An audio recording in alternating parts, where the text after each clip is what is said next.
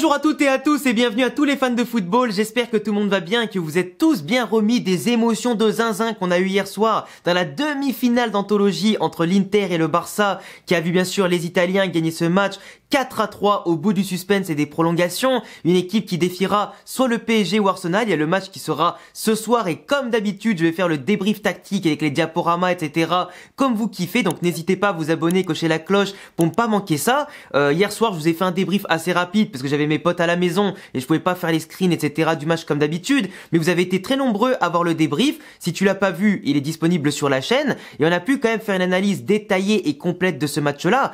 Mais aujourd'hui on va se faire ensemble une petite vidéo à froid tranquillement par rapport à plein de choses que j'ai notées sur les réactions sur le match, par rapport aussi à l'Inter, au Barça, par rapport aux polémiques globalement. J'ai envie de parler aussi vite fait du Ballon d'Or, parler vite fait de l'arrivée de Xabi Alonso au Real Madrid peut-être avant le mondial des clubs avec Alexander Arnold. Donc on va en parler un petit peu de tout ça et vite fait du Classico et du rôle potentiel que peut avoir Arda Güler dans ce match-là. Donc petite vidéo à froid et si jamais vous avez d'autres questions auxquelles vous voulez que je réponde, mettez-les en commentaire, comme ça je pourrai en parler demain dans la vidéo à froid d'après PSG Arsenal évidemment. Et ouais, je sais en ce moment j'arrête pas de faire des vidéos les gars, je suis en train de vous gâter, je fais 1 à 2 vidéos par jour plus des fois des shorts. Qu'est-ce que vous voulez de plus? On charbonne ici. Alors j'ai noté les sujets sur mon petit téléphone. Alors premier sujet, est-ce que Lamine Yamal, Rafinha et Pedri vont avoir le Ballon d'Or malgré l'élimination?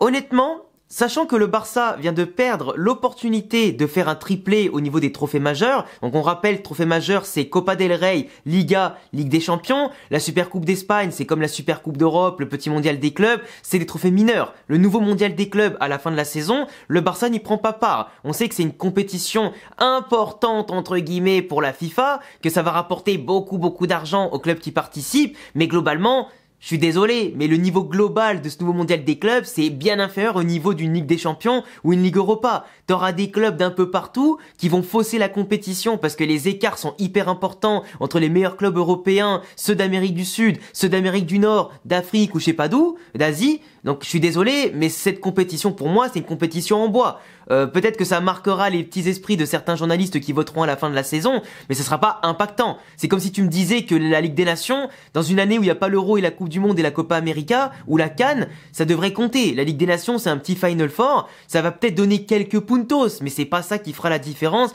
tout comme le nouveau mondial des clubs. Je veux dire, là, d'ici la fin de saison, je vois pas un monde où Kylian Mbappé prend le Ballon d'Or s'il fait Ligue des Nations, nouveau mondial des clubs et la Liga. Tu vois ce que je veux dire? Enfin, il y a trop de points perdus en route depuis le début et c'est pas ça qui va venir fausser la compétition au niveau individuel et l'ensemble de la saison. Enfin bon, par contre c'est vrai que le Barça, en perdant cette opportunité de faire la Ligue des Champions, bah déjà se prive du petit mondial des clubs et la petite Supercoupe d'Europe pour l'année prochaine, se prive aussi d'aller au nouveau mondial des clubs je crois dans 3-4 ans. Il me semble, parce que je sais pas s'ils auront assez de points pour participer, etc., comme certains clubs avaient bénéficié de ça pour y être notamment, au-delà des 4 équipes qui avaient gagné les 4 dernières Ligues des Champions pour s'y qualifier directement. Mais le Barça se prive forcément d'un sacre auquel ils étaient peut-être voués, parce que c'était clairement l'équipe qui depuis le début de saison, à part leur passage à vide de novembre-décembre, joue le mieux au football et sous la première saison de Flick, crée de la cohérence, de la peur, de la polyvalence, crée une solidité et une équipe qui était une tueuse offensivement parlant. Mais comme on dit souvent, une attaque te fait gagner des matchs, mais une bonne défense te fait gagner des trophées. Et le problème du Barça aujourd'hui, ça a été le manque de profondeur dans la défense, le manque de qualité individuelle dans la défense. Et le problème d'avoir des jeunes qui certes étaient là pour compenser les absences de Koundé et de Baldé notamment, Baldé qui est aussi très jeune aussi, mais lui qui a quand même plus d'expérience, de solidité et d'engagement, tu vois, à tous les niveaux. Mais Gérard Martin, au-delà de ses 2 passes D qui étaient exceptionnelles, il a quand même contribué aussi à couler contre le Barça. Le duel qu'il perd contre Dumfries, où plein de gens disent, notamment que les Catalans, qu'il y avait faute sur lui, alors que pas du tout. Lui, il arrive derrière Dumfries, c'est lui qui est censé passer au-delà de son corps pour aller prendre le ballon, et c'est lui qui s'impacte dans Dumfries et qui tombe comme une fiotte. À un moment donné, tu vas pas dire que c'est la faute de Dumfries. Et après, derrière, but, mais parce que l'Inter Milan a été plus expérimenté, plus vicelard, au-delà de la jeunesse du Barça qui certes n'a peur de rien, mais qui a manqué de sang-froid. Le nombre de fois où les ballons sont passés par Lamine Yamal qui faisait plein de différences, mais au bout d'un moment ça devenait trop prévisible, trop facile à défendre. Même s'ils étaient sur la rupture, l'Inter Milan, ils s'en sortaient tout le temps. Le problème c'est que Koubarsi qui va au contact avec Lautaro qui fait une faute penalty, Lautaro il a été vicelard, il met son pied au bon endroit, ça le touche penalty. Et tu vois, c'est plein de cas comme ça. Arauro qui a une faillite défensive monstrueuse, moi si j'avais été Hansi Flick, je fais rentrer Christensen.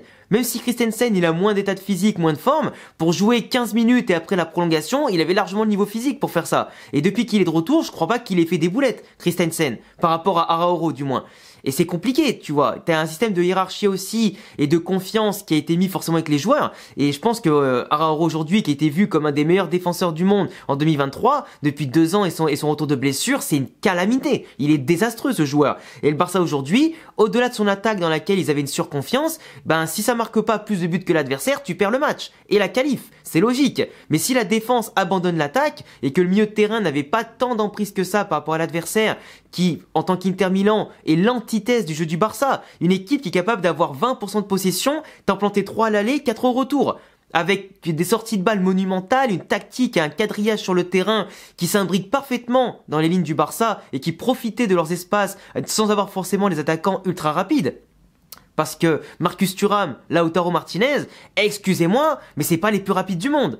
Même les pistons de l'Inter Milan, à part Dumfries, c'est pas les mecs les plus rapides du monde. Et pourtant, ils ont fait mal au Barça dans les espaces, avec les bons appels, avec de l'intelligence, des ballons dans les pieds ou des fois un peu en profondeur. Et ça a fait mouche, tu vois. Ça a fait souffrir le Barça énormément. Mais le Barça, au-delà de la défense, c'est aussi le manque d'efficacité. Quand Eric Garcia te rate tout face à la cage ouverte, que t'as plein de problèmes sur les centres, etc. Enfin, que t'as plein d'opportunités, même avec Lewandowski, Ferran, Rafinha, les poteaux de la mine. Bah, au bout d'un moment, quand tu forces tes frappes, que tu manques de sang-froid, que tu te précipites, que tu fais des erreurs techniques avec la fatigue et que tu fais pas d'habitude aussi, bah, l'Inter, ils en profitent parce que c'est des biscards. Après, l'arbitre, il a pas toujours sifflé dans le sens du Barça non plus, dans les duels, etc. Mais le Barça, en ayant eu 45 minutes de surdomination, a planté 3 buts et a merdé littéralement pour prendre le but à la 95. D'habitude, c'est eux qui marquent le but à la fin, cette saison du moins. C'est pas eux qui se font prendre, tu vois. Et là, c'est malheureusement, ils sont pris l'arroseur arrosé, comme on dit. C'est compliqué. Et du coup, cette défaite, pas de triplé pour le Barça, potentiellement, ils peuvent même faire une saison moins bonne que celle du Real Madrid. Dans le sens où le Real, en ayant certes perdu la Supercoupe d'Espagne et la Copa del Rey en finale contre le Barça, mais si le Real prend la Liga de manière miraculeuse, hein, parce que là, le Barça, le Classico peut être autant vite un remède en mode ils oublient très vite la défaite de la Ligue des Champions et ils se focus direct sur le Classico pour terminer une bonne fois pour toute la Liga et la récupérer et se dire ils font un triplé au niveau national, un 100% parfait et ils sont tranquilles et après voilà, au moins ça marquera un peu les esprits. Mais si le Real bat le Barça qui est fatigué, qui a des joueurs aussi absents, tout comme le Real qui a beaucoup d'absents, mais si le Real gagne ce match-là et relance une dynamique importante, le Real peut prendre la Liga. Et dans ce cas, à Liga, titre majeur, Copa del Rey, titre majeur, bah la Liga ça prime, tu vois. Et la Supercoupe d'Europe et le petit mondial des clubs, ça prime sur la Supercoupe d'Espagne. Et sachant que le mondial des clubs, le Barça le joue pas, bah le Real peut potentiellement faire une meilleure saison, parce que tu perds en quart de finale de Ligue des Champions ou en demi, à la fin tu les gagnes pas, donc c'est exactement pareil, tu vois. Donc c'est pour ça aussi que le Ballon d'Or, au-delà aussi de l'aspect saison, bah tout est remis en cause par cette seule défaite contre l'Inter. Parce que le mental et le physique ont pris cher, et il faut voir comment le Barça maintenant va réagir. Par contre, le Barça, comme je le répète, c'est une équipe qui a du mental, qui a des couilles, qui l'a montré par toutes ses remontadas à la mi-temps, des 2-0 à 3-2, des 3-1 à 4-3, enfin, ils l'ont fait plusieurs fois. Ils sont insubmersibles de base. Et par contre, quand tu perds 2 matchs de Ligue des Champions sur les 3 derniers, bah c'est vrai que malheureusement, et que tu prends 10 buts en 3 matchs de Ligue des Champions, c'est pas comme ça que tu vas au bout. Et ça a été prouvé, aussi fort sois-tu, tu vois. Et aujourd'hui, le PSG est pour moi favori. On verra bien ce soir contre Arsenal s'ils valident le travail à domicile. Parce que Arsenal va pas se laisser faire. Ils l'ont montré contre le Real qu'ils peuvent gagner aller-retour. Donc pourquoi pas au PSG de gagner au retour. Mais le PSG, avec un Ousmane Dembélé qui est décisif, qui a gagné la Ligue 1, qui peut potentiellement gagner la Coupe de France d'ici la fin du mois, s'il peut gagner la Ligue des Champions, bah entre les stats et les trophées, il passera devant Lamine Yamal qui a le côté spectaculaire mais pas les stats, même s'il fait beaucoup de passes décisives, devant Rafinha qui a des stats et qui aura moins de trophées, et Pedri qui est le joueur de l'ombre au total par excellence, mais qui pourra pas bénéficier, tout comme Rodri, de l'Euro ou de la Coupe du Monde pour s'exposer et pourquoi pas passer au-dessus des stats, tu vois. Et c'est problématique, du moins pour les joueurs du Barça. Mais Ousmane Dembélé, pour moi, c'est sa saison. Là, franchement, tout s'aligne pour que le PSG gagne sa première Ligue des Champions et que ça fasse vraiment sensation, sans les Mbappé, sans Messi, sans Neymar, et que ça fasse encore plus de points et d'importance, avec en plus le PSG qui va jouer le nouveau mondial des clubs. Dembélé, il a plus de chances qu'autre chose par rapport aux joueurs du Barça ou par rapport à Vinicius et Mbappé qui sont déjà hors de course. Peu importe qu'ils prennent la Liga ou pas, pour moi ils sont hors de course, les joueurs du Real. Mais c'est pour ça que je te dis que le triplé du Barça et le Ballon d'Or, pour moi, tout s'est perdu en même temps. Et au niveau de l'impact aussi. Et après, il faudra voir au niveau du mercato si le Barça va se consolider, s'il n'y a pas des joueurs qui vont partir parce qu'ils sont un peu frustrés d'être remplaçants, s'ils vont pouvoir compenser justement ces absences-là, s'ils auront assez d'argent pour investir un peu plus à des postes clés qui leur manquent et faire le ménage aussi, tout comme le Real, hein, qui va avoir besoin sous Xabi Alonso de faire un grand ménage. Et c'est justement, tu vois, une belle passe D pour mon sujet d'après. C'est que au Real Madrid, là, cette année, ils ont pris 3 claques d'affilée contre le Barça. Peut-être 4 ce week-end. Et Ancelotti a compris trop tard, même si je pense que Pérez a fait quand même pas mal de pression sur le 4-4-2, le 4-3-3, aligner les 4 fantastiques pour l'exposition, tout ça. Moi, je pense que le Real, ce week-end, va jouer énormément, mais en termes d'image, au-delà de la Liga. Parce que tu perds 4 classicos de suite, tu perds 3 finales de suite, entre guillemets, contre le Barça, ça fait tâche. Et là, il va falloir faire un mercato ambitieux, peu importe qu'il y ait des ventes ou pas. Parce que Rodrigo, on sait qu'il est frustré, et que suivant ce que lui dira Alonso, il restera ou pas. Et sa vente pourra faire du bien pour acheter Zubimendi au milieu de terrain, qui est la priorité numéro 1 de Xabi Alonso, et je pense qu'il a raison au niveau de la relance, au niveau du milieu créatif, au niveau simplement de la mise en place d'un milieu de terrain qui était pas cohérent du tout toute la saison, et avec certaines individualités qui ont beaucoup déçu, comme Camavinga, des joueurs qui ont été souvent absents, comme Ceballos sur blessure, etc. Donc tu vois, il y a pas mal de choses à compenser côté Real Madrid, une organisation à compenser, et le Classico de ce week-end, moi je pense que c'est le meilleur moyen pour le Real Madrid de se relancer et simplement de sauver un peu leur saison. Dans le sens où, je te dis, tu peux renverser le Barça en les battant chez eux.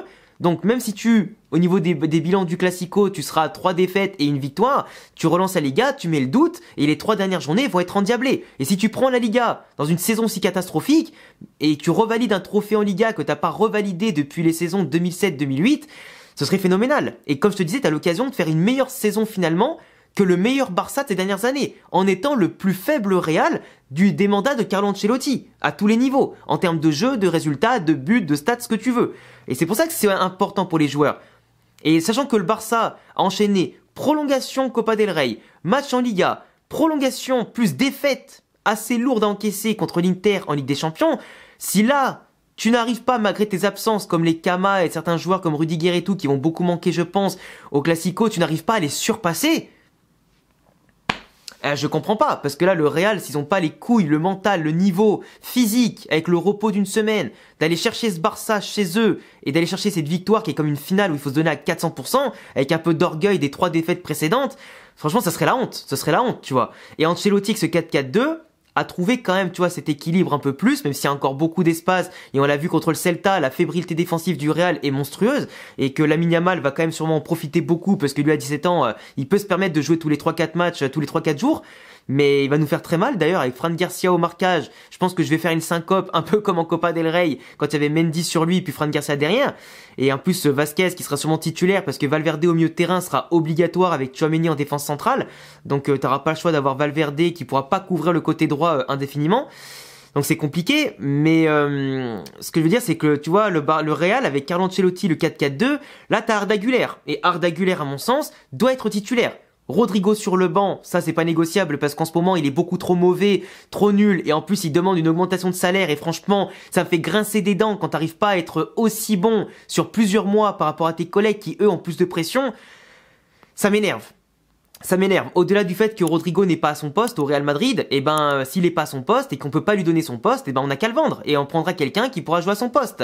Moi d'ailleurs, vendre Rodrigo pour recruter un 9 par exemple, comme un Patrick Schick qui conviendrait bien au poste de numéro 9 pour avoir ce rôle à la Rossellou, qui accepterait ce rôle de remplaçant, de second couteau, qui dévierait les ballons, qui occuperait les défenseurs, qui libère les espaces pour les attaquants, plus rapide, plus performant, plus perforant aussi, balle au pied, ça serait parfait, tu vois. Il nous faut un profil comme ça dans tous les cas. Un Patrick Schick, un Mouriki, un Boudimir, ce que tu veux, mais il nous en faut un. Quitte à sacrifier un mec si on joue pas avec un ailier droit, dans tous les cas, Rodrigo, ben au pire qu'il s'en aille s'il est pas content. On a ce qu'il faut. T'as Arda, t'as peut-être Nicopas qui va revenir, t'as Brahim, t'as ce qu'il faut. Voilà. Mais au Classico, moi je veux un 4-4-2 à peu près comme je vous affiche, et avec Arda Güler titulaire, et qui a montré par sa technique, son activité, qu'il peut jouer un match comme ça. En Copa del Rey, et encore contre le Celta, qui peut être très bon, tu vois. Surtout mis à son poste, et pas cantonné à un rôle qui n'est pas le sien. C'est-à-dire ne pas jouer ailier, mais au centre du terrain. Parce qu'il fera beaucoup de bien à la relance, sur les appels, lui, pourra servir les attaquants, et ça peut vraiment tout changer. Un passeur intelligent qui donne les ballons dans le bon timing, avec des bons appels, avec une défense haute comme le Barça, tu peux les tuer, tu peux leur faire mal, tu vois, et les faire douter. Même si avec ce Barça-là, tant que tu gagnes pas 3-0, même 4-0, c'est pas fini. On est d'accord. Mais voilà, donc le Classico, honnêtement, je garde toujours le Barça favori parce que eux, dans tous les cas, ils ont besoin que d'un nul pour être champion quasiment et s'assurer le titre dans les dernières journées. Dans tous les cas, on refera un avant-match complet, évidemment, d'ici vendredi. Il n'y a pas de souci pour ça. Mais tout ça, ça permet aussi d'avoir des éléments de réponse. Est-ce que le Real aura la réactivité, aura les coronets, ou est-ce que la saison va être encore active ou terminée, on part en vacances et on reviendra pour le Mondial des clubs? Mondial des clubs, où d'ailleurs le Real Madrid négocie actuellement avec, comment il s'appelle? Avec Liverpool pour Alexander Arnold, qui aura une fin de contrat en fin juin. Donc même s'il est libre fin juin, le mondial des clubs c'est mi-juin. Donc il faut trouver un terrain d'entente pour payer son salaire du mois de juin pour qu'il rejoigne le Real Madrid sans que Liverpool débourse 1 euro ou perde de l'argent. Et surtout, ils vont donner 1 ou 2 millions de compensation. Donc c'est quand même plutôt bien, c'est pas assez par rapport à ce qu'aimeraient les supporters de Liverpool qui perdent un joueur qui a quand même une bonne projection, qui est là depuis 20 ans au club, qui avait tout donné au club de base et le club lui a tout donné, mais au moins c'est mieux que rien. Et si le Real peut compter sur lui avec le retour de Carvajal, de ses croisés, etc., vu les absences et les blessures qu'on a, honnêtement ça fait du bien d'avoir un joueur de talent de gros niveau qui sort d'une belle saison quand même avec Liverpool en étant champion d'Angleterre. C'est pas mal. Mais surtout, la bonne nouvelle, c'est qu'il y a peut-être Xabi Alonso qui sera là au Mondial des clubs. Parce que moi, j'avais dit déjà dans les podcasts Real Madrid qu'avoir Solari pour 1 mois, honnêtement, ça sert à rien. Autant avoir Xabi Alonso qui vient avec les résultats qu'il y aura, peu importe, on s'en fout, mais au moins, il pourra tirer le bilan de ce qu'il voit au quotidien à l'entraînement et pendant les matchs de ce tournoi un peu particulier pour faire l'état des lieux, virer les joueurs qu'il veut pas et récupérer des joueurs qu'il veut, les conforter certains et demander ses recrues, les Zubimendi, les Heuchen, Saliba, ce qu'il veut, mais en attendant, faire les courses et les observations. Et comme ça, il n'a pas à attendre le mois de juillet-août pour les faire. Là, il peut les faire dès le mois de juin en compétition. Et franchement, c'est parfait. Même si les joueurs seront pas au top du top au niveau physique, il peut déjà faire un bon état des lieux et c'est ça qui compte, tu vois. Enfin bref, je crois que j'ai parlé d'un peu de tout. Xabi Alonso au mondial des clubs, Arda Güler au Classico, le Classico en lui-même j'en ai parlé, le Ballon d'Or, le triplé, je crois que j'ai rien oublié. Hein. J'avais tout noté mais je crois que j'ai dit tout ce qu'il y avait sur ma liste. Attendez, je vérifie. Ouais, j'ai parlé de tout ce qu'il y avait sur la liste. Je crois que j'ai parlé des polémiques arbitrales de l'Inter. Je suis pas sûr. Oui, si, j'en ai parlé de la faute Gérard Martin qui avait pas faute, le penalty de Lautaro qui avait bien penalty, Lamine Yamal qui essayait d'avoir des penalties mais les penalties étaient pas valables, le coup franc, bah c'était un coup franc, c'était pas un penalty. Et après l'arbitre, oui, que j'ai dit qu'il était pas à fond pour le Barça tout le temps, mais après je vois que Pedri, voilà, c'est vrai que j'en ai pas parlé de ça. Ça m'a fait rire. Pedri qui avait critiqué l'arbitre, tout comme Eric Garcia, etc. après le match. Moi, ça m'a fait rire parce que il y a eu des critiques sur le Real l'autre jour. Alors le Real, c'était abusé. J'en ai déjà parlé. Rudiger, il a déconné. On n'est pas d'accord avec ce qu'il a fait. On est d'accord. Mais ce que je veux dire, c'est que là, tu vois, le Barça, ils ont perdu, mais ils avaient énormément d'occasions. En étant peut-être plus efficaces, en étant plus solides, de gagner ces matchs. Mais à chaque fois, c'est eux qui sont remontés au score. Et ils ont mené que 6 minutes. Donc à ce moment-là, tu peux pas te plaindre envers l'arbitre quand tu n'as été en position de qualifier que 6 minutes, tu vois. Et je trouve ça malsain, je trouve ça hypocrite au possible de critiquer ouvertement l'arbitre quand toi-même t'es pas capable de faire le boulot malgré toutes les opportunités et le fait que l'Inter a quasiment donné son cul à domicile à deuxième mi-temps. Tu vois ce que je veux dire? Après voilà, après dans tous les cas, c'est vrai que Lamine il a été exceptionnel. Après, on reparlera en vidéo du débat Lamine Yamal 2025, Mbappé 2017, parce que c'est aussi un débat qui me fait beaucoup rire, même si honnêtement, je préfère footballistiquement Lamine Yamal 2025, il y a quand même un gros débat sur, à mon sens, les deux joueurs les plus précoces entre guillemets à démarrer aussi vite, aussi fort à un aussi jeune âge. Mais c'est vrai que c'est un débat quand même assez intéressant. Enfin bref les amis, j'attends vos retours sur tous les sujets qu'on a abordés ici dans cette vidéo. N'hésitez pas à vous abonner, on se retrouve ce soir pour le débrief tactique PSG contre Arsenal. N'hésitez pas à vous abonner, me donner toutes vos questions footballistiques auxquelles je pourrai répondre demain dans la vidéo à froid. Et puis on se retrouve très vite pour de prochaines vidéos. Ciao les gars.